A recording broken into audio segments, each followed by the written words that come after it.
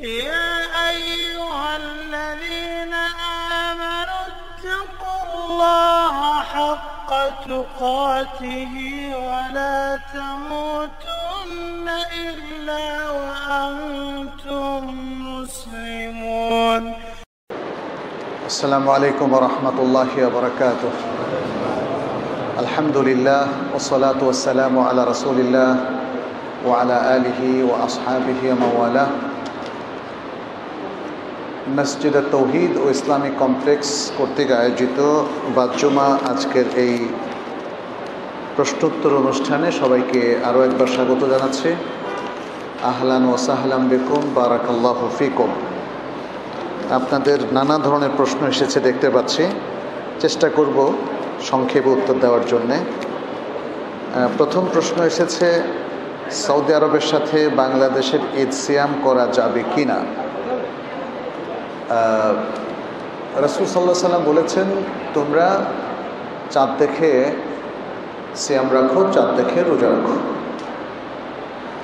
এখন আমাদের ওলামায়ে কেরাম বহু আগ থেকেই দুটো মত পোষণ করে আসছেন। একটা হচ্ছে রিজিওনাল, যেহেতু বাড়ি বাড়িতে তো চাঁদ দেখার প্রশ্ন আসে না, একটা রিজিয়ন অথবা একটা প্রশাসনিক এরিয়া, যেহেতু মুসলিমরা এমারতের আন্ডারেই থাকে, অতএব আমির যদি তাকে একটা বিশাল রিজনের আমির বা খলিফার প্রতিনিধি বলেন চাঁদ দেখা গেছে, তখন তারা সেটা অনুযায়ী আমল করবে। আরেক দল ওলামায়ে কেরাম শুরু থেকেই বলেছেন, পৃথিবীর যখনই কোথাও চাঁদ দেখা যায় তখনই সারা বিশ্বে একসাথে ঈদ পালনের কথা বলেছেন। কিন্তু এটা তো একটা সামর্থ্য সাপেক্ষ ব্যাপার। এই শতাব্দী, মানে ধরেন গত 50 বছরে মানুষ এখন দ্রুত খবরটা পায়, আগে কি পেত না।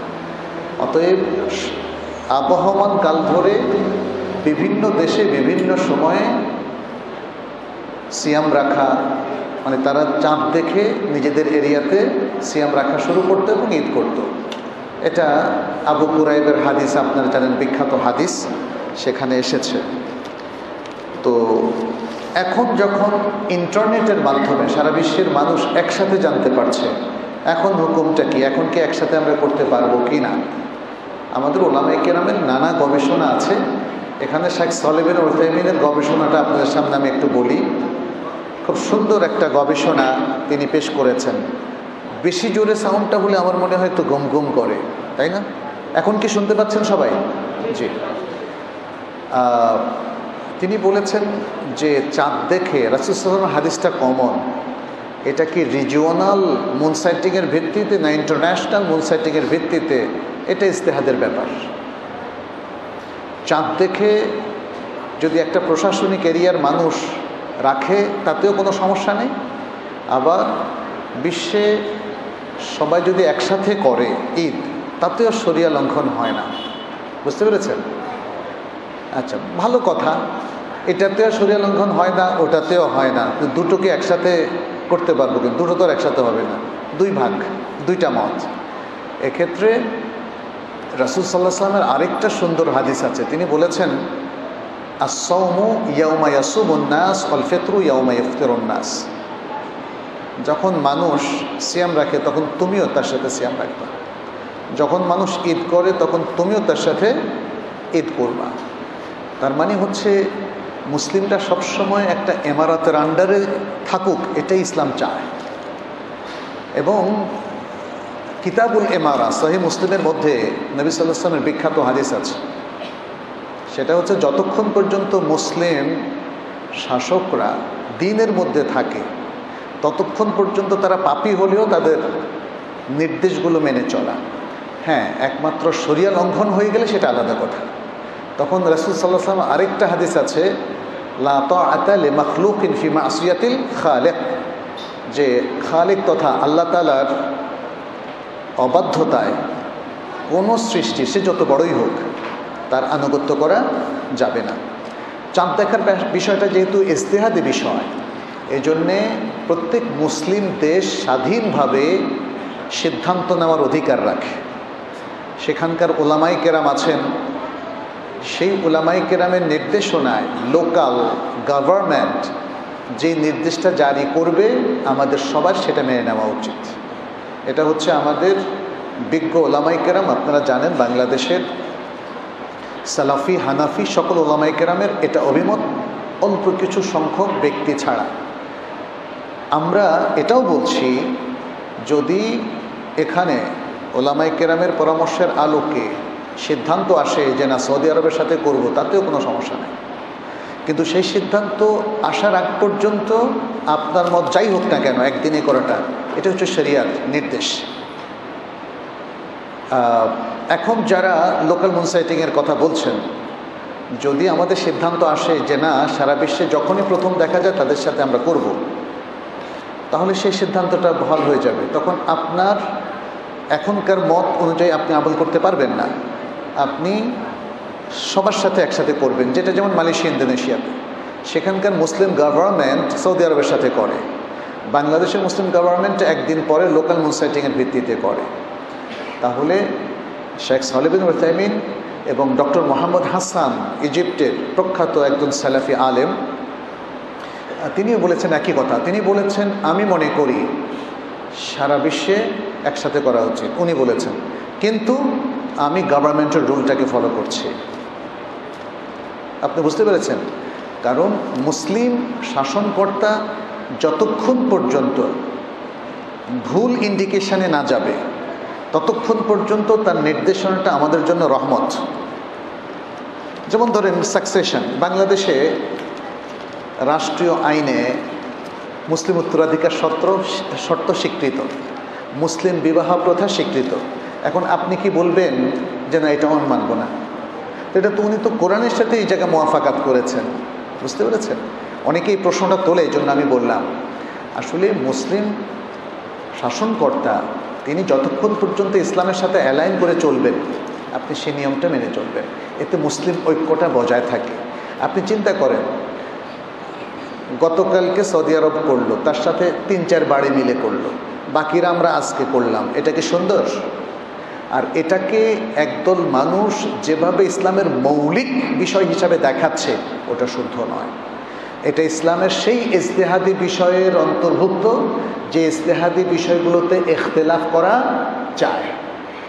এটাকে কখনো মৌলিক বিষয়ে এভাবে নির্ধারণ করা যাবে না, এই দল বলবে এরা মুসলিম না আর ওই দল বলবে এরা মুসলিম না। এটা কি সেরকম? তাহলে আজকে যারা ঈদ করলো তারা যদি বলে আগামীকাল আজকে ঈদের দিন এরা রোজা রাখতেছে, এ কথাটা খাটবে? খাটবে না। ওরা তো আপনার তাবেদার না, আপনার ফাতাওয়া ওদের জন্য প্রযোজ্য নয়। আর এই জায়গায় আরেকটা জিনিস আমি যেটা বলছি ওটা খেয়াল রাখবেন, সেটা হচ্ছে আপনি বিচ্ছিন্নভাবে একটা ঈদের জামাত করার অধিকার রাখেন কি না, শরিয়া আপনাকে পারমিশন দেয় কি না, আপনি যে পক্ষেরই হন না কেন, লোকাল মুনসাইটিংয়ের লোক হন বা ইন্টারন্যাশনাল মুনসাইটিংয়ের লোক হন। কারণ ইন্দোনেশিয়া গেলে আপনি লোকাল মুনসাইটিংয়ের লোক, সেখানে আপনার অনুযায়ী লোকাল গভর্নমেন্ট কিন্তু ফতোয়া দেয় নাই, সেখানে আপনি হচ্ছেন বিচ্ছিন্নতাবাদী। আর এখানে বিচ্ছিন্নভাবে আমল করছে তারা যারা সৌদি আরবের সাথে আপনার ঈদ করছে। অতএব এই জায়গায় প্লিজ সতর্ক হন, ইসলামের মূল এসেন্সটা বোঝার চেষ্টা করেন। মুসলিম বৃহত্তর ঐক্যটা বেশি প্রয়োজন। আপনি আজকে ভুলভাবে ঐক্যকে চিহ্নিত করছেন। এখানে আমাদের ওলামায়ে কেরাম দেখেন, এখানে বড় বড় হানাফি মুফতি এবং জমিয়ত আহলুল হাদিস সহ বড় বড় প্রতিষ্ঠান তারা লোকাল মুনসাইটিংয়ের ভিত্তিতে করে কিনা বলেন? তাহলে আপনি বিচ্ছিন্ন হচ্ছেন কেন? আপনি বিচ্ছিন্ন হচ্ছেন কেন? আপনি আলাদা করে একটা সামাজিক ইবাদতকে পরিপালন কেন করছেন? আর আপনি বলছেন সারা বিশ্বের মুসলিমরা যদি একদিনে ঈদ করে তাহলে সারা বিশ্বের মুসলিম ঐক্যবদ্ধ হয়ে যাবে, এটা কি সত্য? শুধু চাঁদ দেখার ভিত্তিতে ঐক্যবদ্ধ হলে তারা আসল মতের মিল হয়ে যাবে? এখনও আকিদাগত পার্থক্য প্রচণ্ড না? আল্লাহ, বাংলাদেশে দেখবেন কুমিল্লা বা অন্য জায়গায় যারা মাজার ভিত্তিক কার্যক্রমে তারা সম্পৃক্ত, তারাও কিন্তু সৌদি আরবের সাথে করে। তাহলে ঐক্যটা কি চাঁদ দেখার ভিত্তিতে হবে না আকিদার ভিত্তিতে হবে? ঐক্যটা কি তৌহিদের ভিত্তিতে, ইমানের ভিত্তিতে হবে, নাকি জাস্ট ছোট্ট একটা ফিকহি আমলের ভিত্তিতে হবে? এটা বুঝতে হবে। এটা বুঝতে হবে। ভুলভাবে ব্যাখ্যা করবেন না। ভুলভাবে ব্যাখ্যা করলে উম্মাহ ভুল ডিরেকশানে যাবে। আমাদের বড় বড় ওলামায়ে কেরাম চাঁদ দেখা নিয়ে যে কথাগুলো বলছে সেটা পড়েন, সেটা শোনেন। আজকাল কে কি বলছে এটা নিয়ে আমরা এত কনসার্ন হচ্ছে, এটা ঠিক না। আর মনে রাখবেন, এদেশের মেইন স্ট্রিমের ওলামায়ে কেরাম যে সিদ্ধান্ত নেয়, আপনার পছন্দ না হলে তাদেরকে অনুসরণ করবেন। উলুল আমর হচ্ছে ওলামায়ে কেরাম, উলুল আমর হচ্ছে ওলামায়ে কেরাম। তারাই কোরআন সুন্নাহর সঠিক পথের ধারক বাহক, অন্যরা না। অতএব ওলামায়ে কেরামের সিদ্ধান্তটা আপনারা ফলো করবেন। এটা একটু বড় করলাম, কারণ একটু বড় না করলে বোঝা যায় না। যে ইমাম তাবিজ বিক্রি করেন, নিজে স্বীকার করেছেন তার ইমামতিতে নামাজ পড়া ঠিক হবে কি না। তাবিজ কেন বিক্রি করেন? এখানে তার আকীদাগত বড় ত্রুটি আছে, তাকে সংশোধন করেন। আকীদাগত ত্রুটিগুলো আসলে এটা দ্রুত সংশোধন হওয়া দরকার। রাসূলুল্লাহ সাল্লাল্লাহু আলাইহি সাল্লাম তাবিজ ব্যবহার করাটাকে শিরক বলেছেন। এটা কখনো ছোট শিরক হতে পারে, কখনো বড় শিরকও হতে পারে। যদি কেউ মনে করে যে এই তাবিজের ওয়াসেতায় আল্লাহ আপনার ভালো করছেন, তাহলে এটা ছোট শিরক। আর যদি কেউ মনে করে যে তাবিজের মাধ্যমে তার ভালো মন্দ হচ্ছে, তাহলে এটা বড় শিরক। সুতরাং যারা তাবিজ বিক্রির সাথে জড়িত, যদিও একটা মত আছে, কিছু উলামায়ে কেরাম বলেন তাবিজে কোনো সমস্যা নেই, কিন্তু মনে রাখবেন সকল মতভেদ গ্রহণযোগ্য নয়। কেউ যদি বলেন কোরআনের সূরা ইখলাস নিয়ে আমার সন্দেহ আছে, তাহলে কি আমরা বলবো আচ্ছা যেহেতু তার সন্দেহ আছে তাহলে তো একটা ইখতিলাফ হয়ে গেল, সমস্যা নাই? বলবো সমস্যা নেই? সমস্যা আছে। আল্লাহ আসমানে আছেন, এটা কার কথা? আল্লাহর কথা। এবং আর কার কথা? রাসূলুল্লাহ সাল্লাল্লাহু আলাইহি ওয়াসাল্লামের কথা। অসংখ্য কোরআনের আয়াত হাদিসে, এখানেও ইখতিলাফ গ্রহণযোগ্য না। এখানেও আমরা দেখি ফেসবুকে অনেকে বলে আমাদের এই মত। আরে বাবা, আল্লাহ কি আপনার মতে চলেন?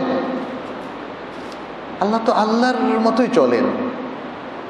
এখন আল্লাহ যে তথ্যগুলো দিয়েছেন সেটাকে আপনি অপব্যাখ্যা করে ভিন্ন মত বানাচ্ছেন, এটা গ্রহণযোগ্য না, এটা গ্রহণযোগ্য না। কিন্তু আমাদের কোনো কোনো ইবাদতের জায়গায়, মুআমালাতের জায়গায়, হালাল হারামের জায়গায় ফিকহি ইখতিলাফ আছে, ওটা ইখতিলাফ হতে পারে। মেয়েদের ব্যবহৃত স্বর্ণ অলংকারে যাকাত হবে কি হবে না, দুটো মত। কেউ বলেছেন হবে, কেউ বলেছেন হবে না। আপনার কাছে যে মতটা শক্তিশালী মনে হয় আমল করেন, তবে অধিক সতর্কতামূলক আমল হচ্ছে হবে, এটা আমার মত। শুধু আমার মত না, আসলে আমাদের আগে অনেক উলামায়ে কেরামের মত, শাইখ বিন বাজের মত, সৌদি আরবের উচ্চ উলামা পরিষদের মত, সালেহ বিন উসাইমিনের মত ইত্যাদি। তাদের মত হওয়ার কারণে আমি গ্রহণ করছি তা না, এটা নিয়ে আমাদের স্টাডি ছিল। এরপরে 3 তালাক একসাথে এক বৈঠকে দিলে 3 তালাক হবে না 1 তালাক হবে, এটা নিয়ে ফিকহি উলামায়ে কেরামের দুটো মত আছে। অধিকাংশ উলামায়ে কেরাম বলেছেন যে একসাথে 3 তালাক দিলে 3 তালাক হবে, আর অনেক মুহাক্কিক উলামায়ে কেরাম বলেছেন যে না, তালাক কখনো একসাথে 3 তালাক দেওয়া যায় না। তালাক হবে একসাথে একটা, আপনি 3টাই দেন আর 1টাই দেন। আমাদের মতে এটাই বেশি শুদ্ধ। ইমাম ইবনে তাইমিয়া এটাকে শুদ্ধ বলেছেন, ইমাম ইবনুল কাইয়্যিম এটাকে শুদ্ধ বলেছেন, এবং আরও অনেক মুহাক্কিক উলামায়ে কেরাম এটাকে শুদ্ধ বলেছেন। এখন বেশি সংখ্যক আর কম সংখ্যক উলামায়ে কেরাম এটা দিয়ে হক নির্ধারণ হবে না। আর আমরা এটাও বলবো না ওনারা ভুল করেছেন, এটা ওনাদের ইজতিহাদ।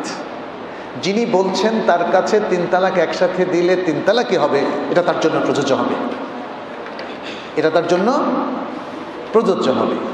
কিন্তু উনি যদি বলেন সর্বনাশ, আপনারা 3 তালাককে 1 তালাক বানিয়ে ফেলেছেন, এটা তো জেনা হয়ে যাবে, এই ফতোয়া দেওয়া তার জন্য জায়েজ হবে না। কারণ এখানে দুজনের ইজতিহাদ ভিন্ন, আমাদের ইমামদের ইজতিহাদ ভিন্ন। এবং হাদিসে স্পষ্ট বলেছে 3 তালাক রাসূল সাল্লাল্লাহু আলাইহি ওয়াসাল্লামের যুগে 1 তালাক ছিল, আবু বকর রাদিয়াল্লাহু তাআলার সময় 1 তালাক ছিল, ওমর ইবনুল খাত্তাবের প্রথম 2 বছর 1 তালাক ছিল। তা হাদিস তো আছে। আপনি বেশি সংখ্যক উলামায়ে কেরামের দলিল দেখিয়ে আসলে সাব্যস্ত করা যাবে না, এটা হচ্ছে শক্তিশালী। আচ্ছা ওকে, আপনার কাছে যেটা শক্তিশালী মনে হয় আমল করেন, সমস্যা তো নেই। কিন্তু আমি বুঝাতে পেরেছি কিনা, এক ধরনের হুকুম আছে যেখানে দ্বিমত করার সুযোগ নাই। 5 ওয়াক্ত নামাজ আপনি যদি বলেন আমার কাছে মনে হচ্ছে 3 ওয়াক্ত, যেমন শিয়ারা বলে। এখন দেখলাম ইউটিউবের মধ্যে কেউ কেউ বলে সালাত হচ্ছে দায়মি সালাত, 5 ওয়াক্ত সালাত না, দায়মি সালাত। সে দেখ মৌলভী সাহেব বলতেছে, একদম দেখতে আমার আপনার মতোই। সালাত কিন্তু মেরাজে ফরজ হয় নাই, হয়েছে হিজরি 3য় সালে। বলতেছে কি বিভ্রান্তি আমাদের সামনে আসতেছে। ভাই, যে জিনিসটা সেটেলড ওইটা নিয়ে আর আপনারা ঝগড়া করেন না। আমাদের ওলামা ইকরাম যেগুলো নিয়ে কিছু ইখতিলাফ করেছে, একটা নিয়ম বলে দেই, আপনি যদি আলেম হন তাহলে যাচাই বাছাই করে যেটা শক্তিশালী সেটা মানেন। আর আপনি যদি লেম্যান হন, সাধারণ জেনারেল শিক্ষিত হন, তাহলে যে আলেমকে আপনার বিশ্বস্ত মনে হয়, সত্যিকার মুহাক্কিক আলেম, আপনি তাকে ফলো করেন দলিল ভিত্তিক ফলো করেন। তাহলে এটা সলিউশন সম্ভব কি না? সম্ভব। বাস, আর ঝগড়া করবেন না, ঝগড়া করার কোনো কারণ নেই। কারণ এখন ইসলামের বিরুদ্ধে এত বড় বড় আঘাত আসতেছে। আপনি তারাবির নামাজ নিয়ে, নফল নামাজ নিয়ে এত ইখতিলাফ করার আগে দেখবেন যে আপনার ইসলাম খতম। দেখবেন যে সমকামিতায় দেশ ভরে যাচ্ছে। দেখবেন যে লিভ টুগেদার কালচারে আমাদের ছেলেমেয়েরা সম্পৃক্ত, আপনার পরিবারেরও হতে পারে। এত বড় ভয়াবহ কালচারে ঢুকার পরে ও আর নফল বাদ দেন, ফরজ পড়বে? হ্যাঁ, শুনেন, রাসূল সাল্লাল্লাহু আলাইহি ওয়াসাল্লামের কমন ইনস্ট্রাকশন দিয়ে মানুষকে ছেড়ে দেন। আল্লাহ রাসূল সাল্লাল্লাহু আলাইহি ওয়াসাল্লাম বলেছেন রাতে যত রাকাত ইচ্ছা পড়া যায়, তবে নবী সাল্লাল্লাহু আলাইহি ওয়াসাল্লাম 8 এবং 3 রাকাত 11 রাকাত পড়তেন, ওটা উত্তম মুস্তাহাব। বাস, ছেড়ে দেন মানুষকে। এরপরে উম্মার জরুরি বিষয়গুলো নিয়ে নিজেরা মানুষ তো পথ পেয়ে গেল কিনা? মানুষ কিন্তু আপনার কমন ইনস্ট্রাকশন পেয়ে গেল। মানুষকে অধিক হারে বিভ্রান্ত করার উচিত দরকার হবে না, আর ইখতিলাফও কোনোদিন কমবে না। এই সমাজে যারা মাজার ভিত্তিক শিরকগুলো করে, এগুলো কি চালু আছে না এখনো? আমাদের কর্তব্য হচ্ছে মানুষকে তাম্বিহ করা, এবং সবচেয়ে বেশি দরকার হচ্ছে মানুষকে আকীদাগত বিশুদ্ধতা অর্জন উদ্বুদ্ধ করা। প্রত্যেক মানুষকে যেন শিরক, কুফর এবং নাস্তিকতা থেকে আমরা উদ্ধার করতে পারি। আর ফিকহি কিছু ইখতিলাফ এটা যাবে না, এটা কিয়ামত পর্যন্ত থাকবে, মনে রেখেন। অতএব আমাদের সমস্ত শ্রম মেধা এই ফিকহি ইখতিলাফকে সমাধান করার জন্য ব্যয় করে কোনো লাভ নাই, এটা কোনোদিন সমাধান হবে না। আপনি মূলনীতিটা বলে দেন মানুষকে। আমি কি বোঝাতে পেরেছি আপনাদেরকে? মূলনীতিটা হলো ফিকহি ইখতিলাফের ক্ষেত্রে অধিক শক্তিশালী এবং অধিক বিশুদ্ধ দলিল অনুযায়ী আমল করবেন। নিজে পারেন আলহামদুলিল্লাহ, নিজে না পারেন আলেমকে জিজ্ঞেস করবেন, যেমনটি আল্লাহ তাআলা বলেছেন ফাসআলু আহলা যিকরি ইন কুনতুম লা তা'লামুন বিল বায়িনাতি ওয়াজ যুবুর। যদি তোমরা না জেনে থাকো তাহলে আহলুদ যিকর তথা আহলুল ইলমকে জিজ্ঞেস করো। যাই হোক, যেই ইমামের আকীদাগত ত্রুটি আছে তাকে অ্যাভয়েড করবে, এটা হলো মোদ্দা কথা। আপনার পরিচালিত যে সকল প্রতিষ্ঠান রয়েছে, যেমন ইমাম বুখারী ট্রাস্ট, কুল্লিয়াতুল কোরআন, তাইবা একাডেমি, এ সকল প্রতিষ্ঠান সম্পর্কে জানতে চাই। এই প্রতিষ্ঠানগুলোর কার্যক্রম ও লক্ষ্য উদ্দেশ্য দয়া করে অবহিত করবেন। আমরা ইনশাল্লাহ আরেক কোনো যদি উপলক্ষ থাকে সেখানে ডিটেলস বলবো। আজকে খুব সংক্ষেপে বলি। আমাদের ইমাম বুখারী ট্রাস্ট একটা মাদার অর্গানাইজেশন, এর আন্ডারে আমরা অনেকগুলো শিক্ষা প্রতিষ্ঠান ওপেন করেছি এবং একটা মসজিদ কমপ্লেক্স। মসজিদ কমপ্লেক্সটা হবে একটা কমপ্লিট কমপ্লেক্স, যেখানে সালাতের পাশাপাশি মেয়েদের ব্যবস্থা থাকবে, তাদের শিক্ষার ব্যবস্থা থাকবে। আজকে যে কার্যক্রমগুলো বললাম এই সকল কার্যক্রম সেখানে থাকবে ইনশাআল্লাহ। সেটা একটা দাওয়াত সেন্টার হবে, সেখানে একটা শিক্ষার মার্কাজ হবে, সেখানে একটা ইন্টারন্যাশনাল মানের লাইব্রেরি হবে, সেখানে বাচ্চাদের একটা কর্নারও আমরা রাখবো। কারণ বাচ্চারা মসজিদে আসলে তারা আসলে এখানে কিছু পায় না, বরং সবার ধমক খায়। বাচ্চাদের আবার আদবও শেখানো দরকার। মসজিদে এসে লাফালাফি করবে, হইহুল্লাড় করবে, অন্যের ইবাদত নষ্ট হবে, এটাও আমরা চাই না। তাহলে তাদের জন্য কিছু একটা ছোট্ট কর্নার করেন, ওরা একটু বই পড়ুক, ইসলামী বইগুলো পড়ুক, বাচ্চাদের জন্য যেগুলো স্পেশালি, অথবা তারা কিছু অডিও শুনুক। ছোট্ট একটা কর্নার লাইব্রেরির মতো করবেন, বাচ্চাদের কিডস কর্নার। হ্যাঁ, এভাবে তাহলে বাচ্চারা মসজিদ আসা দরকার আছে না বলেন তো? আপনি দেখেন কিতাবুস সালাত পড়ে দেখেন, বুখারী মুসলিম সহ অন্যান্য গ্রন্থ, সেখানে বলা হয়েছে নবী সাল্লাল্লাহু আলাইহি সাল্লাম বাচ্চাদের কান্নাকাটি কিচিরমিচিরের কারণে অনেক সময় সালাত সংক্ষিপ্ত করতেন। আরও অনেকগুলো সহিহ হাদিস আছে যেখানে দেখবেন রাসূল সাল্লাল্লাহু আলাইহি সাল্লাম যখন সেজদায় যেতেন তখন তার নাতকু তার পিঠে বসে বসে থাকতো, তিনি সেজদা লম্বা করতেন। তাহলে বাচ্চাদেরকে কি পরিমাণ কেয়ার করেছেন তিনি। আর আজকে আমরা বাচ্চাদেরকে ধমক দেই। ইউরোপ আমেরিকার মসজিদগুলোতে দেখেছি ওরা বাচ্চাদেরকে মসজিদে আনার জন্য মসজিদের ভিতর ফুটবল খেলতে দেয়, আমি নিজ চোখে দেখেছি। বাংলাদেশে কোনো বাচ্চা ফুটবল খেললে তো মনে হয় সে বাচ্চা মার খেয়ে অবস্থা কাহিল হয়ে যায়।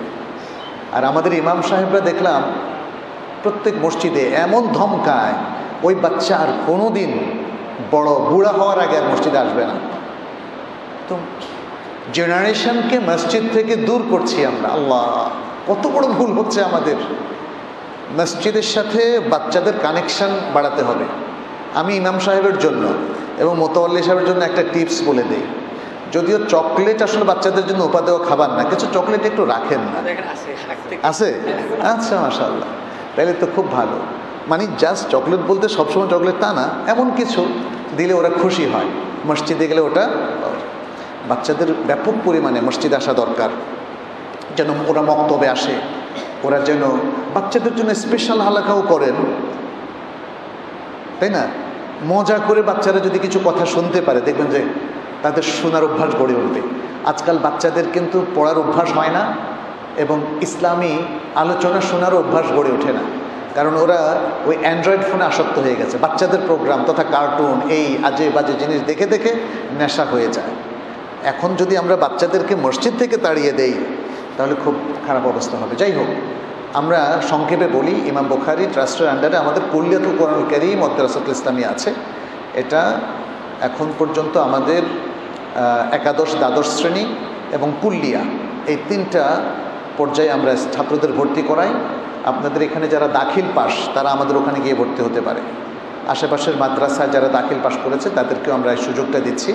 তাদের স্পেশাল 2 মাসের একটা অ্যারাবিক কোর্স হয়, তারপরে তারা সানুবিয়াতে ভর্তি হবে, এরপরে তারা সৌদি আরবের বিশ্ববিদ্যালয়গুলোতে অ্যাপ্লাই করতে পারবে এবং কুল্লিয়া তাদেরকে সে ব্যাপারে সাহায্য করবে। কারণ সৌদি আরবের বিশ্ববিদ্যালয়গুলো অনেক সমৃদ্ধ। আপনারা কেউ যদি ভিজিট করে থাকেন, এখন আরও নতুন নতুন প্রচুর বিশ্ববিদ্যালয় হয়েছে। বাংলাদেশ থেকে প্রতি বছর 250 ছাত্র যাওয়ার মতো সুযোগ আছে। তো অনেক ছাত্ররা অ্যাপ্লিকেশন করে না বা করতে জানে না, ফলে চান্স কম পায়। দেখা যায় যে 100 জনও যায় না, তাহলে আরও 150টা স্কলারশিপ কিন্তু নষ্ট হয়ে যাচ্ছে। এই জন্যে আপনারা আমাদের কুল্লিয়াতে আসতে পারেন, আমরা তাদেরকে আরবিও শেখাই। এবং দ্বিতীয়ত হচ্ছে আমাদের একটা নির্মাণাধীন মাদ্রাসা আছে, দারুল হাদিস অ্যারাবিক মডেল মাদ্রাসা। এখানে আরবি মিডিয়ামে, আমাদের কুল্লিয়াতে ফুল আরবি মিডিয়ামে পড়াশোনা, আর মাদ্রাসায় ফুল আরবিক মিডিয়ামে পড়াশোনা হবে। আমরা আশা করি যে ছাত্ররা যাতে যথাযোগ্য আলেম হতে পারে সেভাবে তাদেরকে গড়ে তোলা হচ্ছে। এছাড়া রিসার্চ একাডেমি আছে, গবেষণা জার্নাল, টিচার্স ট্রেনিং, ইমাম খতিব ট্রেনিং এবং দাওয়া সেন্টার ইত্যাদি আমাদের প্রতিষ্ঠানগুলোতে আছে। এখানে আজকে এই মসজিদেও আমাদেরকে কিছু লিফলেট দেওয়া হয়েছে, আপনারা সেটা নিতে পারেন। নিজ বাড়ি থেকে কত দূর গেলে নিজেকে মুসাফির ভাবা যাবে বুঝিয়ে বলবেন। শ্বশুর বাড়ি গেলে কি কসর নামাজ পড়তে হবে? এটা নিশ্চয় একজন ভাই করেছেন, তাই না? সফরের দূরত্বে গেলে মুসাফির হবেন। আমি এক জায়গায় দেখলাম একজন বলেছেন নিজ বাড়ি থেকে বের হলেই মুসাফির। এটা শুদ্ধ না। নিজ বাড়ি থেকে বের হয়ে আপনি পাশে বন্ধুর বাড়ি গেলেন, আপনি কি মুসাফির হবেন? আপনাকে আপনার পাড়া ত্যাগ করে সফরের দূরত্বে যেতে হবে। আপনি 2 মাইল দূরে গেলেন, 3 কিলোমিটার দূরে বেড়াতে গেলেন, আপনি কি মুসাফির হবেন? নো।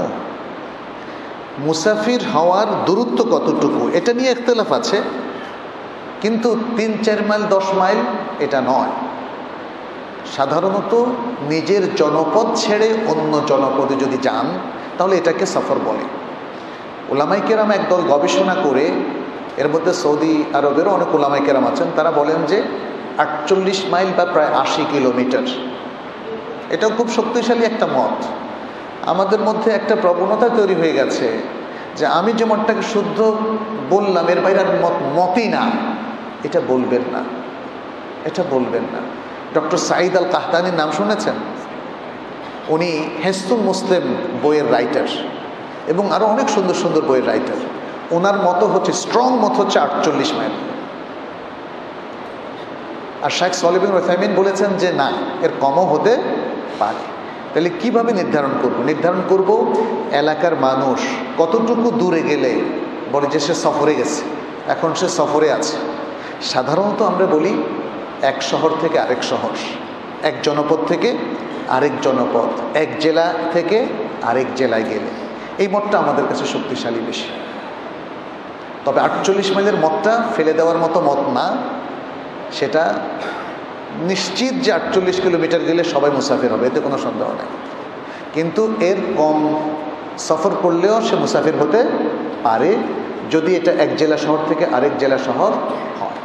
কিন্তু 10, 15, 20 কিলোমিটার বিশুদ্ধ মত অনুযায়ী এত কাছের জায়গাটা এটা সফর হবে না। কেউ কেউ আমাদেরও শাইখদের মধ্যে কেউ কেউ মনে করেন যে একটু 15 কিলোমিটার গেলেও সফর হবে। যেমন ঢাকার উত্তরা থেকে কেউ কেউ বলেন, আমি শুনেছি বাংলাদেশেও, যে বনানীতে গেলেও সফর হবে, বনানী থেকে গুলিস্তান গেলেও সফর হবে। এইটা আমাদের রিসার্চ অনুযায়ী সফর হবে না। একটা মেগা সিটির এক প্রান্ত থেকে আরেক প্রান্তে গেলে সফর হবে না, এটা শেখ সালেহ বিন উসাইমিনের বক্তব্য। মেগা সিটি একটাই জনপদ, আপনি জনপদের বাইরে যান নাই, কিভাবে সফর হবে এটা? মানে গুলিস্তান থেকে মহাখালী, মহাখালী থেকে বনানী, এটা কি সফর? এটা সফর না, এটা সফর না। তবে এটাকে সফর বলার কায়েল আছে, কায়েল আছে। আমি মনে করি শাইখুল ইসলাম ইবনে তাইমিয়া যে মতটা বলেছেন এবং শেখ সালেহ বিন উসাইমিন, সেটা হচ্ছে একটু দূরে যাওয়া এবং জনপদ থেকে বের হয়ে যাওয়া বা নিজের শহর থেকে বের হয়ে যাওয়া, এটা সফর। এবং লোকেরা এটাকে সফর বলে, লোকেরা এটাকে সফর বলে।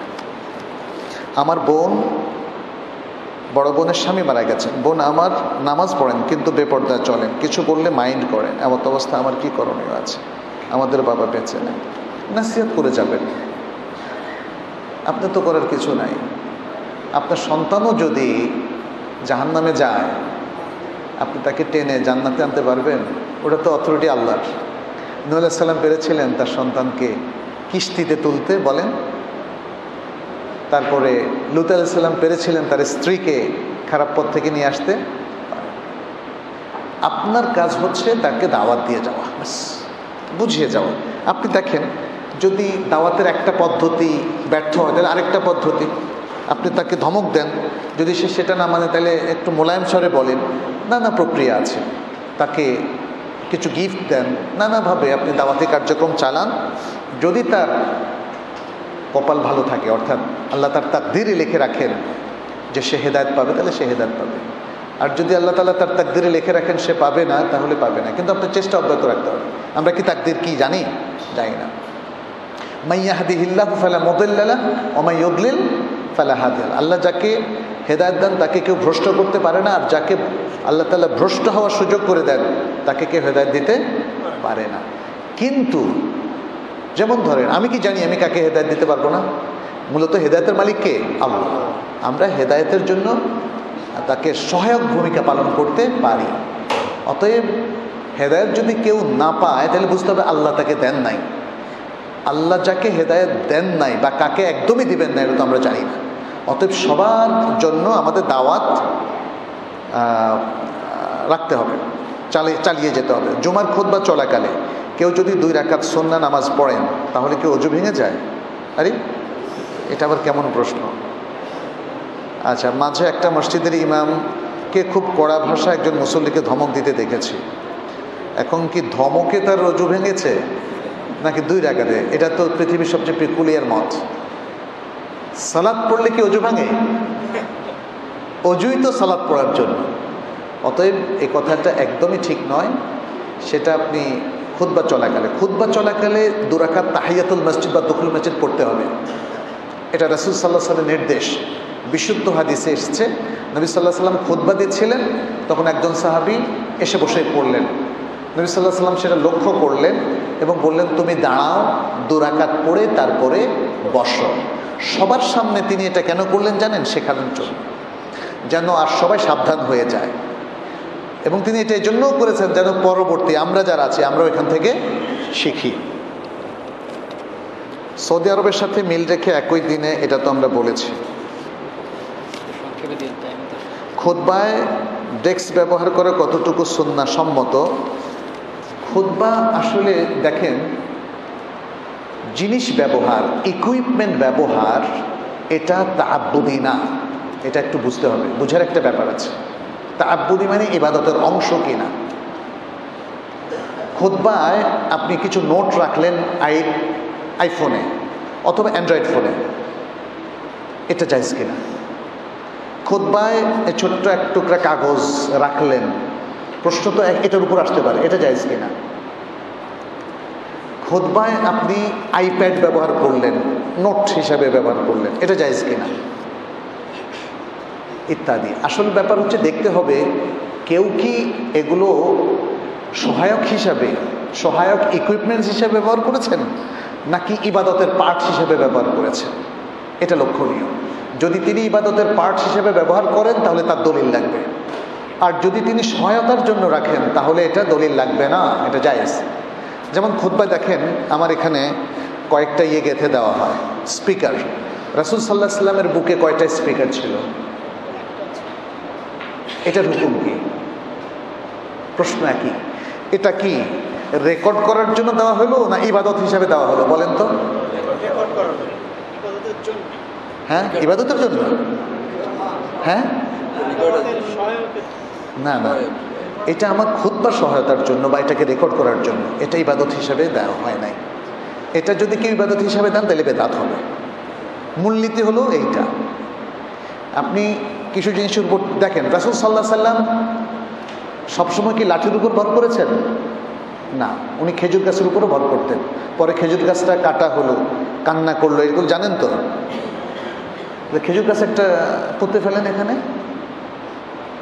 কোথাও তো খেজুর গাছের পর্যন্ত দেখতে পাচ্ছি না, এমনকি মক্কায়ও নাই, মদিনা। অথচ রাসূল সাল্লাল্লাহু আলাইহি ওয়াসাল্লাম খেজুর গাছ ছিল। রাসূল সাল্লাল্লাহু আলাইহি ওয়াসাল্লাম ঈদের সালাতে টেক রেখেছেন একজন সাহাবীর উপরে। এখন যদি আমি সাহাবীর উপরে বা কোনো ব্যক্তির উপর না রেখে লাঠির উপরে রাখি, কোনো সমস্যা আছে? সমস্যা নেই। তাহলে এই জিনিসগুলো একটু বুঝতে হবে। আপনাকে দেখতে হবে যে কোনো ব্যক্তি এটা ইবাদত হিসাবে পালন করছে নাকি তার সহায়তার জন্য, একটা জিনিস সুন্দর করে আদায় করার জন্য। তাহলে সেটা কখনো বেদাত হবে, কখনো বেদাত হবে না। একজন বিশ্ববিদ্যালয়ের ছাত্র আমি, কিভাবে লেখাপড়া ভালো করা যায়, কিভাবে পড়লে দিনের জ্ঞান রপ্ত করা যায় জানতে চাই। আমাদের কনসেন্ট্রেশনটা বাড়াতে হবে। যারা আমরা ছাত্র, মনোযোগ বাড়াতে হবে। মনোযোগ বাড়ানোর জন্য সবচেয়ে মোক্ষম হচ্ছে আল্লাহর সাথে রিলেশন বৃদ্ধি করা, গভীর রাতে সালাত পড়া। যেই ছাত্র আল্লাহর সাথে রিলেশন যত বেশি বাড়াবে তার বারাকা তত বেশি হবে। তার মনোযোগ বাড়ানোর দ্বিতীয় পন্থা হচ্ছে পাপ বর্জন করা। যেই ছাত্র যত পাপ বর্জন করবে তার মনোযোগ তত বেশি বাড়বে। আমি সৌদি আরবে আহমদ আল জাসের একজন বিখ্যাত কবি ছিলেন, তার আলোচনা শুনেছিলাম।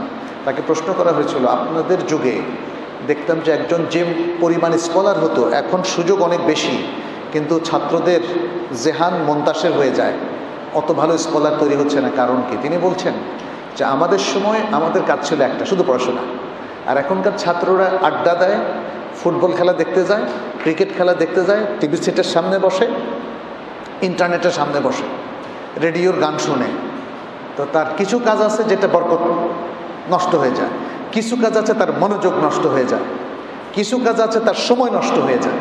তাহলে একটা বরকত নষ্ট, সময় নষ্ট, আর আরেকটা হলো মানে এভাবে কি বলে পাপের মাধ্যমে মানে তাহলে তার জিনিসটা স্ক্যাটার হয়ে যায়, ফলে তার আসলে মনোযোগ বসে না। এখন দেখেন অধিকাংশ ছাত্র, আজকে একটা ক্রিকেট খেলা আছে, সে কিন্তু কালকে পরীক্ষা, আর দত্তরি পরীক্ষা বা ক্রিকেট খেলা দেখবে, আছে না ফ্যাসিনেশন। এবং আরও ভয়ঙ্কর বিপদ হচ্ছে আজকে অ্যান্ড্রয়েড ফোন, এগুলো অ্যাভয়েড করতে হবে। তাহলে ছাত্রদের আল্লাহ অভিমুখী যত হবে তত সে পাপ থেকে মুক্ত থাকবে। ইমাম শাফি রাহমাহুল্লাহ তিনি তার ওস্তাদ ওয়াকিলকে জিজ্ঞেস করেছিলেন যে আমার মনে থাকে না। আসলে ইমাম শাফি যখন মনে থাকে না, বুঝতে হবে আসলে মানে আমাদের মতো না। আমাদের মনে থাকে না এটা ঠিক, কিন্তু ইমাম শাফি পৃথিবীর ক্ষণজন্মা মানুষদের একজন যার অনেক বেশি মনে থাকে। তারপরেও বুঝছেন না, প্রত্যেকে তার লেভেলে কথা বলে। উনি এক্সপেক্ট করছিলেন যে আমার আরও বেশি মনে থাকা উচিত। তখন ওয়াকিলকে বলেছিলেন যে আমি কি আমল করতে পারি? উনি বললেন যে পাপ বর্জন করো। পাপ বর্জন করলে আপনার মনোযোগের শক্তি বাড়বে, ইবাদত করলে মনোযোগের শক্তি বাড়বে। আর আপনি কোয়ান্টাম মেথড করলে আসলে এগুলো বাড়বে না। এগুলো একটা মাইন্ড সেটিং। আমাদের ইসলামের এই কাজগুলো, এই যে কোরআন পড়া মনোযোগ দিয়ে, সালাত পড়া মনোযোগ দিয়ে, ভোরে উঠে যাওয়া, না ঘুমানো, গভীর রাতে জাগা, এগুলোর মাধ্যমে মনোযোগ বাড়ে। ছাত্ররা যদি এটা রপ্ত করতে পারে তাহলে সে ছাত্র সেরা ছাত্র হবে, কোনো সন্দেহ নাই। এই জায়গায় আসলে আমাদের মসজিদগুলো সাহায্য করা উচিত। ছাত্রদেরকে মসজিদের সাথে কানেক্টেড করবেন, ওদেরকে এখানে আসবেন, ওদেরকে অনেক ফ্যাসিলিটি দিবেন যেন তারা এখানে বসেও পড়তে পারে। আমি মদিনা ইউনিভার্সিটিতে দেখেছি, সুবহানাল্লাহ, পরীক্ষার আগে অধিকাংশ ছাত্র মসজিদের আঙিনায়, মসজিদের পাশের বাগানে বসে পড়ত, নিজের রুম বাদ দিয়ে। অনেক ছাত্রকে আমি নিজে দেখেছি দাঁড়িয়ে দাঁড়িয়ে হেঁটে হেঁটে মুখস্থ করতেছে, লাইট পোস্টের নিচে সে পড়ছে। তো সুতরাং মানে আমাদেরও মসজিদের মতো পবিত্র জায়গাগুলোতে, আল্লাহর ঘরে ছাত্রদের আসার ফ্যাসিলিটি যদি বাড়িয়ে দিতে পারি তাহলে আশা করা যায় যে তাদের সুবিধা হবে। আচ্ছা, ফিতনা থেকে, আমি একজন বিশ্ববিদ্যালয়ের স্টুডেন্ট, ফিতনা থেকে বাঁচার জন্য বিয়ে করতে চাচ্ছি। বিয়ের ক্ষেত্রে কোন আকীদার মেয়ে বিয়ে করব? সালাফি আকীদার না হলে কি বিয়ের পরে সমস্যা হবে? বিয়ের ক্ষেত্রে সবসময় সবচেয়ে ভালো মেয়ে, দিনদার পাত্রী কাকে বলে তাকে আপনি চুজ করবেন, যার ঈমান আছে, যে সহি আকীদার ফ্যামিলিতেও অনেক দেখবেন যে সবাই কিন্তু পুরো এলেমটা অর্জন করতে পারে না, কিছু ঘাটতি থাকতে পারে। কিন্তু আপনাকে অন্তত এতটুকু নিশ্চিত করতে হবে যে সে সহি আকীদার সাথে সে বিরোধী হবে না, সে কোরআনকে পছন্দ করবে, সে হাদিসকে পছন্দ করবে, সে পর্দাকে পছন্দ করবে, সে দ্বীনকে পছন্দ করবে। এটা তো দিনদারি না? আর সহি আকীদার নলেজ কার কত বড়, এটা পড়ার সাথে রিলেটেড। একজন ব্যক্তি সহি আকীদার ফ্যামিলিতে জন্মগ্রহণ করলেই আলেম হয়ে যায় না, এটা মনে রাখতে হবে। এটা আপনার অর্জনের সাথে রিলেটেড। অতএব মানে একজন মেয়ে তার সব আকীদার পয়েন্ট জানা থাকতে হবে, এই শর্তটা আরোপ করলে আপনি বিয়ে করতে পারবেন কি না সন্দেহ আছে, তাই না? অজুর পর শিশু বাচ্চার লজ্জাস্থানে হাত লাগলে কি অজু ভেঙে যাবে? এই ব্যাপারে বিশুদ্ধ মত হচ্ছে নিজের লজ্জাস্থান হোক আর শিশু বাচ্চার, যদি কেউ কারো লজ্জাস্থানে হাত লাগার কারণে কোনো আড়াল ছাড়া সরাসরি হাত লাগার খানে সে শারীরিকভাবে উত্তেজিত না হয়, এক্সাইটেড না হয়, তাহলে তার অজু যাবে না। এটাই বিশুদ্ধ মত। এটা শাইখ সালেহ বিন উসাইমিনের মত, কারণ দুই ধরনের হাদিস আছে। তো এর মধ্যে বিশুদ্ধ মত হচ্ছে যদি কেউ নিজের লজ্জাস্থান বা শিশুর লজ্জাস্থানে হাত লাগার কারণে তার শারীরিক উত্তেজনা তৈরি হয়, তাহলে অজু চলে যাবে। তখন তাকে আবার অজু করতে হবে, লজ্জাস্থানও ধৌত করতে হবে। আর যদি তার কোনো ধরনের উত্তেজনা তৈরি না হয় তাহলে তার অজু যাবে না। 4 রাকাত ফরজ নামাজের শেষ 2 রাকাত সূরা ফাতিহার সাথে অন্য সূরা পড়া যাবে কি? যাবে। ফরজের ক্ষেত্রে না পড়াটাই উত্তম। রাসূল সাল্লাল্লাহু আলাইহি ওয়াসাল্লামের অধিকাংশ আমল তাই ছিল, কিন্তু কেউ যদি পড়েন তাহলে সেটাও শুদ্ধ আছে। মানতের টাকা কোথায় খরচ করতে হয়, কিসের জন্য মানত করেছেন সেটার উপর নির্ভর করবে, তাই না? মানত 2 প্রকার, একটা মাকরুহ, একটা জায়েজ। আপনি এমনি মানত করলেন যে আমি মসজিদে কিছু টাকা দিলাম, এটা হলো শর্তহীন মানত। আপনি বললেন যে আমি এবার মানত করলাম, কি এই যে মানত শব্দটা ইউজ করে বললেন, মানত করলাম এবার ইতিকাফ করব, তাহলে এটা পূরণ করা ওয়াজিব হয়ে যাবে আপনার জন্য।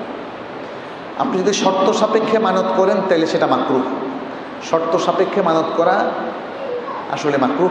যেমন আল্লাহ যদি আমাকে এই নেয়ামতটা দেয় তাহলে আমি 20 রাকাত নফল নামাজ পড়ব, এটা শর্ত সাপেক্ষে মানত। তার মানে যদি আল্লাহ এই নেয়ামতটা না দেয় তাহলে কি পড়বো না। তা আল্লাহর সাথে এরকম একটা শর্ত করলেন, এটা সুন্দর না, এই জন্য মাকরুহ। কিন্তু যদি মানত করে ফেলেন আর শর্ত পূরণ হয় তখন মানতটা পূরণ করা ফরজ। আর শর্তহীন মানত পূরণ করাও ফরজ। এই তো আপনি আচ্ছা, মানতের টাকা যে জন্য মানত করেছেন, যদি বলেন যে মসজিদে দেবেন বলে মানত করেছেন, মসজিদে দিতে হবে। মসজিদের কনস্ট্রাকশনে, মসজিদের অজুখানা দেওয়ার মানত করলে অজুখানা দিতে হবে, এতিমখানা দেওয়ার মানত করলে এতিমখানা দিতে হবে। বাস ভাড়া থেকে প্রাপ্ত টাকা বছর শেষে খরচ বা মাস শেষে খরচ হয়ে গেলে জাকাতের বিধানকে জাকাত হবে না, খরচ হয়ে গেলে জাকাত হবে না। একটি পরিপূর্ণ ইসলামিক বিয়ের নিয়মকানুন কি এবং বিয়ের ক্ষেত্রে ছেলে মেয়েদের জন্য ওয়ালি প্রয়োজন? মানে ফিকহুন নিকাহ আপনারা পড়ে নেবেন, সেখানে বিবাহের জন্য যে শর্তগুলো আছে, ফরজ, ইজাব কবুল এবং শর্ত, মহরানা, সাক্ষী, দিনদারির মানে যে নির্দেশনাগুলো আছে, এগুলো পরিপালন করে যদি বিয়ে করেন এটা পরিপূর্ণ ইসলাম বিয়ে হবে। সংক্ষেপে বলে ফেললাম। আর ছেলে মেয়েদের জন্য সবার ওলির প্রয়োজন নাই, মেয়েদের জন্য ওলির প্রয়োজন আছে, ছেলেদের জন্য ওয়ালির অনুমতির প্রয়োজন নাই। জিন জাতি সম্পর্কে কিছু অজানা তথ্য জানতে চাই, তারা কোরবানি কিভাবে আদায় করে? আচ্ছা, জিন জাতির কোরবানির সময় আমি ছিলাম না, কখনো দেখি নাই, অতএব এ সম্পর্কে আমার জ্ঞান নাই। আর জিন জাতির উপর আমার একটা দীর্ঘ আলোচনা আছে, আপনারা ইউটিউবে একটু দেখে নিয়ে। আচ্ছা, আমি দীর্ঘদিন যাবৎ কর্মসংস্থানের কষ্টে ভুগছি। আমার মোটামুটি বড় সংসার, যে কারণে আমি ঋণগ্রস্ত হয়েছি কিছুটা। আমি আল্লাহ সুবহানাহু ওয়া তাআলার কাছে বহু প্রার্থনাও করেছি, কিন্তু এখনও তেমন ব্যবস্থা হয়নি। এমত অবস্থায় সহিহ সুন্নাহ অনুসরণ অনুযায়ী করণীয় কি, মেহেরবানি করে যদি বলতেন, যেটা শীঘ্র সমাধান করবেন, আমরা পরিবার সহ খুব উপকৃত হতাম। তাকওয়া, আপনার জন্য ট্রিটমেন্ট হচ্ছে তাকওয়া অবলম্বন করা। ওমান ইয়াত্তাকিল্লাহা ইয়াজআল লাহু মাখরাজা ওয়া ইয়ারযুকহু মিন হাইথু লা ইয়াহতাসিব। যে ব্যক্তি তাকওয়া অবলম্বন করে প্রত্যেকটা কাজে, এই যেমন আপনি ইমানের সাথে থাকবেন, আল্লাহর উপর তাওয়াক্কুল রাখবেন আর তাকওয়া অবলম্বন করবেন এই কষ্টের সময়, তাহলে আল্লাহ একটা উপায় খুলে দিবেন এবং এমন জায়গা থেকে রিজিক দিবেন যা আপনি ভাবতেও পারেন। ইসলামী বিধি বিধানের ক্ষেত্রে কোরআনের নির্দেশের সাথে যদি সহিহ হাদিসের বক্তব্য যদি বিপরীতমুখী হয়, সাংঘর্ষিক হয়, তাহলে করণীয় কি? কোরআনের বিধিবিধানের সাথে কোনো সহিহ আকীদার একটা সংঘর্ষও নাই। এটা মানুষ বানিয়ে বলে, এটা হাইপোথিসিস। ইমাম ইবনে তাইমিয়া রাহমাহুল্লাহ পৃথিবীর সবচেয়ে বড় গবেষকদের একজন, মুসলিম উম্মার, তিনি বলেছেন কোরআন তো পুরোটাই সহিহ। এই সহিহ কোরআনের সাথে সহিহ হাদিসের কোনো বিরোধ নাই, যদি থাকে দেখান। আমি ইউনিভার্সিটির এক্স স্টুডেন্ট, এক স্টুডেন্ট নাকি এক্স স্টুডেন্ট, আচ্ছা যাই হোক, আমার প্রশ্ন হলো কবর উঁচু করে বাঁধানো নিয়ে। কবর উঁচু করে ভেঙে ফেলতে হবে, এই হাদিসগুলোর ব্যাখ্যায় অনেকে বলেন শুধু মুশরিকদের কবর, নো, সব কবর, কোনো কবরই উঁচু করা যাবে না এবং কবরের উপর সৌধও তৈরি করা যাবে না, দেয়ালও তোলা যাবে না। অনেকগুলো হাদিস আছে এখানে। ঈদের জামাত মসজিদে পড়া, ঈদের মাঠে শামিয়ানা ব্যবহার, ঈদের খুতবা চলাকালীন টাকা কালেকশন কতটুকু সুন্নাহ সম্মত? ঈদের জামাত মুসাল্লায় পড়াটা সুন্নাহ, কিন্তু প্রয়োজনে মসজিদে পড়া যেতে পারে। আচ্ছা, খুতবা চলা শামিয়ানা ব্যবহার, এটাও দেখতে হবে মানুষ কি ইবাদত হিসেবে শামিয়ানা ব্যবহার করছে নাকি বৃষ্টি থেকে, হঠাৎ বৃষ্টি থেকে বাঁচার জন্য, কিংবা প্রচণ্ড গরম রৌদ্রের প্রখর, যেমন এখন বিষুবরেখা বরাবর আমাদের এই পৃথিবী থাকার কারণে বলা হচ্ছে যে আগামী প্রায় 5-7 দিন প্রচণ্ড রৌদ্র ক্ষতিকর রশ্মি ছড়াবে, ফলে 10টা থেকে বিকেল 3টা পর্যন্ত রশ্মিটা অ্যাভয়েড করার কথা বলা হয়েছে। এটা একটা সায়েন্টিফিক সাজেশন, ডাক্তারি সাজেশন। এটাকে আমি মাদ্রাসায় পড়ছি বলে উড়াই দিব, এটা ঠিক না। কিন্তু এই সায়েন্সের বেসিস আছে না বলেন তো? আমি বিদেশে অবস্থানকালে দেখেছি, একসময় আমরা জানতাম যে এই যে আবহাওয়া অফিস থেকে ভবিষ্যৎবাণী করে, এটা ইসলামের সাথে সাংঘর্ষিক। এখন আমি মনে করি না, কারণ আবহাওয়ার দেখেন ওরা সবসময় সম্ভাবনার কথা বলে, এক। দ্বিতীয়ত ওটা সায়েন্টিফিক ক্যালকুলেশন, সায়েন্টিফিক রিসার্চের বেসিসে তারা বলে। কারণ এর বহু প্রমাণ পেয়েছি আমি শীতপ্রধান দেশগুলোতে অবস্থানের সময়। কখনো কখনো দেখেছি আজকে সানি ডে, একদম রৌদ্র, উজ্জ্বল রৌদ্র, বলছে আগামীকাল সকালে -25 হবে। আমি বললাম যে এটা কীভাবে সম্ভব? এবং পরের দিন সকালে দেখলাম -25, বরফ আর বরফ। তাহলে কি বলবো যে আল্লাহর সাথে সে চ্যালেঞ্জ করেছে? নো, এটা একটা সায়েন্স। এতদিন আমরা জানতাম না, এখন মানুষ জানে। সে আবহাওয়ার আগাম একটা বার্তা নিতে পারে, কিন্তু আল্লাহ চাইলে তো ওইটাকেও বাতিল করে দিতে পারেন না? সেই জিনিসটা তো আমার জানা নাই। আমি সায়েন্টিফিক ক্যালকুলেশন করে যে বার্তাটা পেলাম আগামী 10 দিন পরে আবহাওয়াটা কি হবে, সেটা ভুলও হতে পারে, কারণ আল্লাহ ইনস্ট্যান্টলি ওটাকে বাতিল করে দিতে পারে। আল্লাহ করবেন কি করবেন না এটা তো আমি জানি না। ফলে আমরা কেউ বলতে পারবো না ওটা ঘটবে। এই জন্য দেখেন আবহাওয়ার বার্তাগুলো সম্ভাবনা রয়েছে এটা বলে, কিন্তু অধিকাংশ ক্ষেত্রে দেখা যায় যে আল্লাহ তো সিস্টেমটা মুহূর্তে পাল্টে দেন না। আল্লাহর সিস্টেমটা অধিকাংশ সময় তিনি ঠিক রাখেন, আর কিছু জায়গায় তিনি পরিবর্তন করে নিজের কুদরত প্রমাণ করেন, তাই না? এটা আমাদেরকে মনে রাখতে হবে। অতএব এই বিষয়গুলো শামিয়ানা টাঙানো, এই বিষয়গুলোর সাথে বেদাতকে হরদম সে রিলেট করা এটা ঠিক হবে না। এটা যদি জাগতিক প্রয়োজনে হয় তাহলে এটাকে জায়েজ বলতে হবে। আপনার বাসাটা আর রাসূল সাল্লাল্লাহু আলাইহি ওয়াসাল্লামের বাসাটা একরকম কি না এখানে বলেন। এখানে তো অনেক ভালো মানুষরা আছেন। রাসূল সাল্লাল্লাহু আলাইহি ওয়াসাল্লামের দাঁড়ালে ওনার মাথার সাথে ছাদটা লেগে যেত, আর ঘুম থেকে উঠলে পিঠে চাটাইয়ের দাগ লাগতো। আপনাদের কয়জনের লাগে? তাহলে কি বলবো আপনি রাসূল সাল্লাল্লাহু আলাইহি ওয়াসাল্লামের বিরোধী? শুনেন, জাগতিক অনেকগুলো বিষয় আছে, এগুলোকে ইবাদতের সাথে কিয়াস করবেন না। আমাদের এই যে লাঠি ধরার বিষয়টা, শেখ বিন বাজকে প্রশ্ন করা হয়েছিল জুমার দিন লাঠি ধরা এটা সুন্নত কিনা, উনি বলছেন না, তবে এটা জায়েজ আছে। রাসূল সাল্লাল্লাহু আলাইহি সাল্লাম দাঁড়াতে সুবিধার জন্য ভর দিয়েছেন, কখনো লাঠি ব্যবহার করেছেন, আমরা তাকে অনুসরণ করছি। রাসূল সাল্লাল্লাহু আলাইহি সাল্লামের কিছু আমল আছে, এটাকে আরবদের অনেক স্কলার ওইভাবে সুন্নাহ বলেন না, তবে তাকে অনুসরণ করার কারণে এটা উত্তম বলেন। যেমন পাগড়িটাও আরব দেশের লোকেরা বলেন এটা আরবদের আদাত, তবে রাসূল সাল্লাল্লাহু আলাইহি সাল্লাম কখনো পাগড়ি ব্যবহার করার কারণে প্রমাণিত হয়েছে যে এটা একটা ভালো আদত। লাঠি রাসূল সাল্লাল্লাহু আলাইহি সাল্লাম কখনো জুমায় ব্যবহার করার কারণে বোঝা গেছে যে এটা করা যেতে পারে। যখন আপনার প্রয়োজন হবে আপনি লাঠি ব্যবহার করবেন। এই জন্য শাইখ বিন বাজকে যখন প্রশ্ন করা হলো, উনি বললেন লা বা'সা বিহা, জুমার দিন লাঠি ব্যবহার করাতে কোনো অসুবিধা নাই। খেয়াল করে দেখেন উনি কিভাবে জবাবটা দিয়েছেন। কিন্তু আপনি যদি এটাকে এমন বড় সুন্নাহ হিসাবে নির্ধারণ করেন যে কখনোই লাঠি ছাড়া আপনি দাঁড়াবেন না, তাহলে কিন্তু এখানে অবজেকশন আসতে পারে। মহিষ খাওয়া কি জায়েজ আছে? অবশ্যই জায়েজ আছে। মহিষ হচ্ছে বাকার বা গাভী গরুর শ্রেণীভুক্ত, অতএব মহিষকে আলাদা একটা শ্রেণী এটা বলা যাবে না। যাই হোক, এতটুকু প্রশ্নের পরে আমি জাস্ট দুটো কথা বলে শেষ করছি যে আসুন আমরা জ্ঞানমুখী হই।